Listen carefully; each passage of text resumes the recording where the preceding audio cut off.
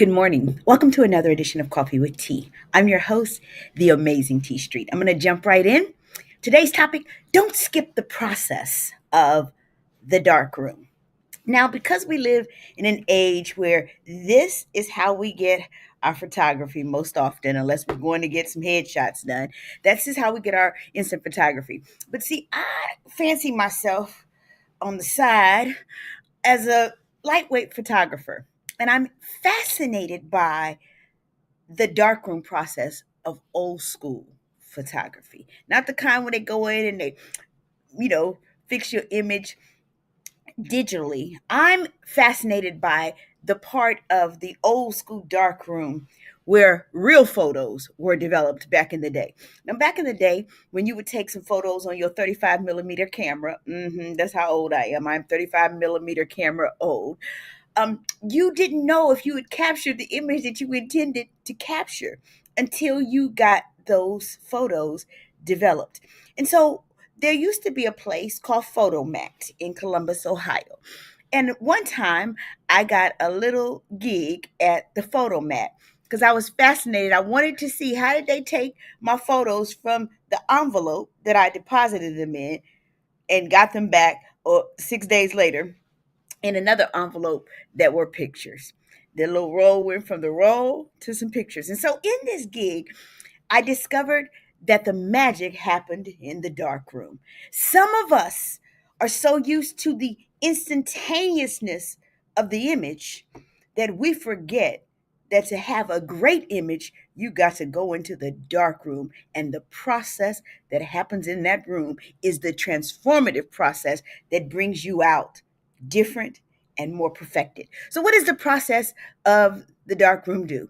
Well, when you go into the dark room of life, it gives you space for patience and focus. In a world that's ever busy, when you take time to go alone into the dark room of life, I don't mean depression. I mean a place of solitude where you can be focused and clear. It is in that place that the chemical bath that comes over you starts to take place because that's what happens in the dark room when they're developing photographs. They put those photographs in a chemical bath. And from that, it's something about the chemicals that are in there. It's something about patience and focus that allows the things that are on the inside of you to begin to come out of you that sometimes the hustle and bustle of life doesn't produce. And so in this space, you got time and focus to be patient and to bring out that which is within, because that's what the chemical bath of the dark room does. Now, the dark room has to be completely black because when it's not, if light comes in, it destroys the negative as it's being developed.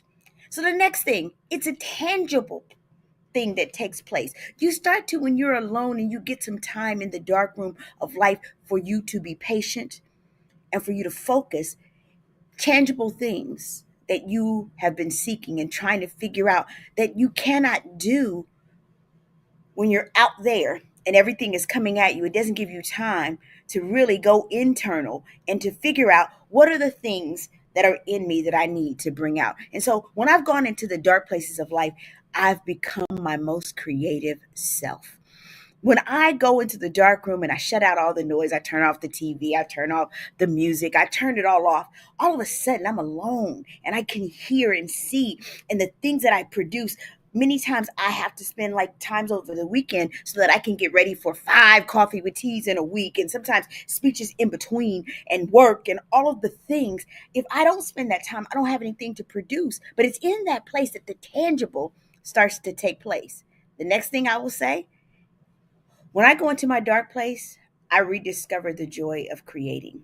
It's in my dark place that I create my best videos. It's in my dark place that I come up with my best coffee with teas. It's in the dark room of life, that solitude place, that I literally am developing all kinds of creative things, the things that are coming later this year for the program I'm doing this summer got developed in the dark room of my life. And I'm not talking about depression, I'm talking about intentional seclusion where I got to spend time with myself. That part is so important. We're all so afraid to be alone. Good morning, Lori. We're always so afraid to be alone. Can I tell you that it's in that dark room of life that you can rediscover your joy of creation? I love to create. I'm a creative being, but I can't do it when I'm always exposed in the light. Sometimes I need to step back with intentionality into the dark room. And finally, it is in the dark room that you develop a nuanced understanding of yourself. I get to see the layers that there is to the amazing T Street, not the piece that y'all see. I get to see the parts of me that God shows only me. I get to see that I'm so much more than the things that the human eye sees all the time. I'm so much more than a mantra, the amazing T Street, or a brand, the amazing T Street. There's so much more to who I am that I get to see in the dark room of my life, the intentional time that I take to be alone. Don't be afraid of you.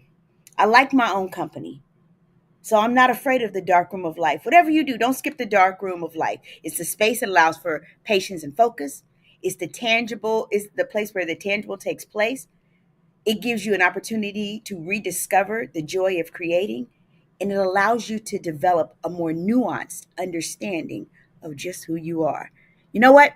I'm the amazing T Street. But as usual, there's absolutely positively nothing amazing in me that's not in each and every one of you. So today, spend some time in your dark room. Don't skip the process. Have an amazing day.